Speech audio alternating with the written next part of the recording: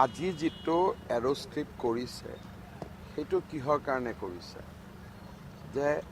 কেতিয়াবা যদি আমাৰ যুদ্ধ হয়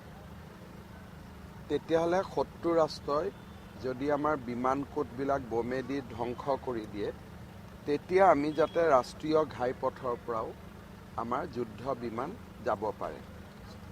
বানপানী হ'লে বা আন কিবা কাৰণত ভগৱানে নকৰক ডিব্ৰুগড় বিমানবন্দৰ কিবা কাৰণত অগ্নিদগ্ধ হ'ল শত্ৰু ৰাষ্ট্ৰই অগ্নিদগ্ধ কৰিলে বিমান ক'ত নামিব গতিকে ই হৈছে ভাৰতৰ এটা সামৰিক প্ৰস্তুতি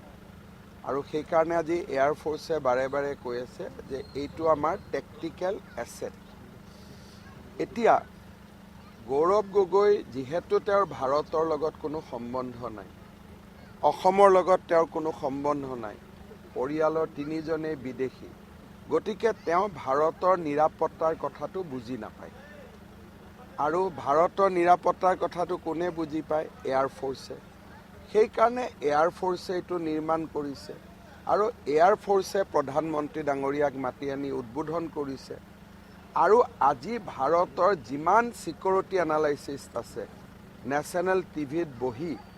এইটো এটা কিমান ডাঙৰ কাম হ'ল যে চাইনাৰ পৰা কিমান দূৰ ম্যানমাৰৰ পৰা কিমান দূৰ সকলোৱে উচ্চ স্বৰে প্ৰশংসা কৰি আছে ইয়াৰ লগত